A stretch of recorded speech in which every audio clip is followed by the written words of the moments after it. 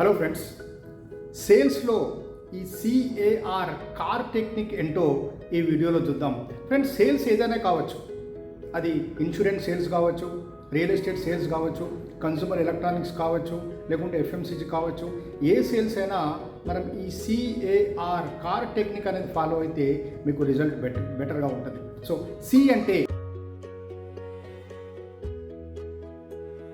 C అంటే customer. మీరు ఎవరిని చూసినా అతను నాకు కస్టమర్ అవుతాడా కాడా అన్నది మీరు ఆలోచించాలి. సో కస్టమర్ అవ్వాలంటే నెంబర్ 1, నీ ప్రోడక్ట్కు సంబంధించి అతనికి నీడ్ ఉండాలి.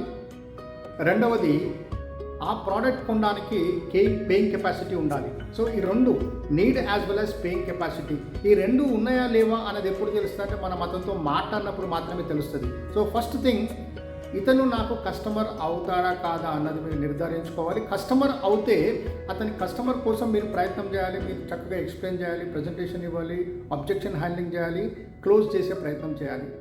ఒకవేళ కస్టమర్ కాలేదనుకోండి, అప్పుడు నెక్స్ట్ నెంబర్ 2. సో ఏ అంటే ఏజెంట్ ఆర్ అసోసియేట్. అంటే ఇతను నా కస్టమర్ కాలేకపోతున్నాడు, బట్ అట్లీస్ట్ నా టీంలో పనిచేయడానికి ఏజెంట్ అవ్వగలడా, అసోసియేట్ అయ్యి తన సర్కిల్లో నా ప్రోడక్ట్ సేల్ చేయడానికి పనికొస్తాడా, నాకు అసోసియేట్ అవుతాడా అన్నది మీరు ఆలోచించాలి. ఒకవేళ అసోసియేట్ అవుతే మీరు అసోసియేట్గా తీసుకోవచ్చు, మీ టీంని మీరు ఎక్స్పాండ్ చేసుకోవచ్చు. సో ఫస్ట్ కస్టమర్ అవుతాడా లేదా అన్నది ఆలోచించాలి. రెండోది, మనకు అసోసియేట్ అవుతాడా లేదా అన్నది ఆలోచించాలి. ఇక మూడోది,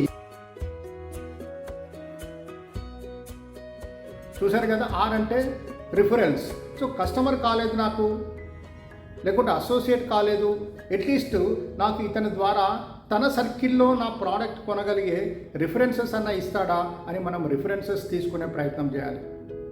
సో ఒక వ్యక్తి మనకు పరిచయం ఉన్నా పరిచయం లేకపోయినా మనకు తారసపడినప్పుడు మనం అతన్ని కస్టమర్ అయినా చేయాలి, లేకుంటే మన టీంలో ఒక అసోసియేట్గా తీసుకోవాలి, లేకుంటే అట్లీస్ట్ రెఫరెన్సెస్ అన్న మనం తీసుకున్నప్పుడు మన పరిచయం ఉన్న ప్రతి ఒక్క వ్యక్తి నుంచి మనం ఏదో ఒకటి తీసుకోవడానికి వీలవుతుంది. సో సేల్స్లో ఇంత ఫోకస్డ్గా ఉన్నప్పుడు మాత్రమే సక్సెస్ అవుతాం ఫ్రెండ్స్. ఒక 10% సేల్స్ పీపులే సక్సెస్ అవుతున్నారు, 90% కూడా యావరేజ్ సేల్స్ ఎందుకు చేస్తున్నారంటే ఇలాంటి ఒక ఫోకస్డ్ వర్క్ చేసిన వాళ్ళు మాత్రమే ఆ 10% ఉన్నారు. మిగతా వాళ్ళంతా ఏదో చేద్దాంలే అని చాలా క్యాజువల్గా తీసుకున్నప్పుడు వాళ్ళ పర్ఫార్మెన్స్ కూడా అలా యావరేజ్, చాలా క్యాజువల్ పర్ఫార్మెన్స్ ఉంటుంది.